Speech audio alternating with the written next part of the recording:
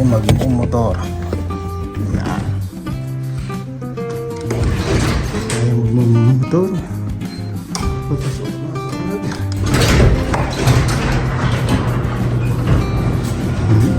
Ito ating si Uragon. Araw-araw tayo napasok sa trabaho na nakamotor. Kahapon ganun din mga kaurag, tayo nagmotor din kahapon. Kaya yan.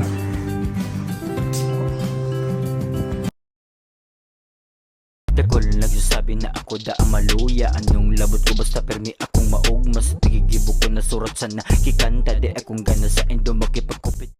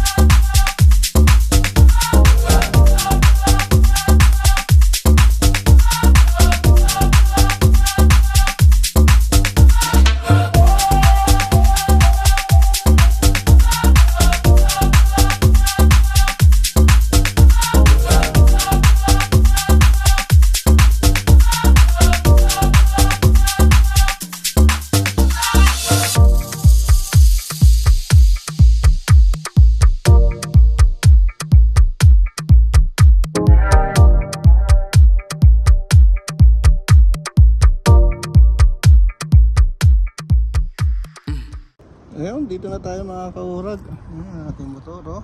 Meron tayong naka-ispatan dito motor mga kaurag. Tinan nyo. Ayan, oh. Oh, napugi, oh. Walang ang galing. Oo. Yan, kasama natin si Ernie. Pugi mga kaurag, oh. Wala. Oh. Bulong pa lang. Ala. Ang laki. Ang ganda, oh. Yan ang pangarap natin mga kaurag, magkaroon tayo ng ganyan para dalawa ang ating motor. Okay.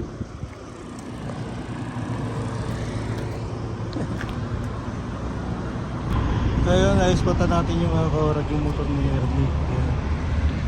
Dadala niya na yun. Ito yung naman sa atin. Yan, mamaya uuwi na yan. Uuwi na yan ng alas 2:30. Ang ganda talaga, pogi talaga niya, no? Pogi, oh. Meron siyang, ano, pati ito, purified na, oh. Galing. The best. Ating kasi sport bike tayo mga kaurag. Yan. Pogi. Ayun. Papasok tayo. Mag-i-in tayo. Ayan mga kaurag. Sarado yung aking motor. Ano yan dito. Pag dinadala ko sa trabaho, lalagyan ko siya ng sapin. Ayan.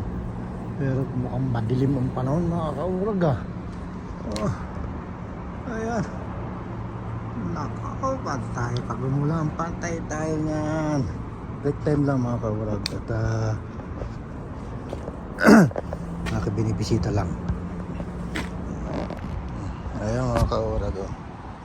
Binisita natin ang ating motor. Kagarayan dito sa parking area. Ayan. Kagarayan dito. Break time natin mga kaurag at madilim ang panahon, no? Maulap at madilim ang ulap. Wag naman sanang umulan.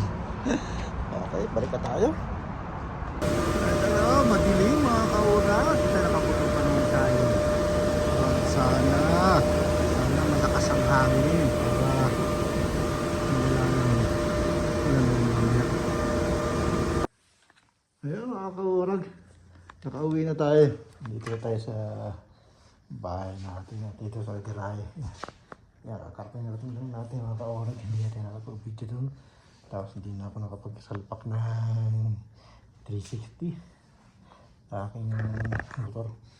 Kasi nagmadali ako kasi yung panahon mahangin tapos parang uulan. Kaya minadali ko na mga kaurag. Mahirap na baka abutin tayo ng ulan. Punta tayo sa Dakan. Yung mga kaurag, nakapag-ride tayo ng 2 araw, Monday at Tuesday. Yan, tapos bukas balik tayo sa dating gawin. Sakya naman yung four-wheel naman gagamitin natin dahil ang ating mahal na Oragon ay may pasok na. Ihatid na natin siya hanggang hanggang Friday di na tayo mag-ano. Tapos Saturday baka mag-ride kami ng Saturday. Doon naman tayo makakapag gamit ng motor. Yun.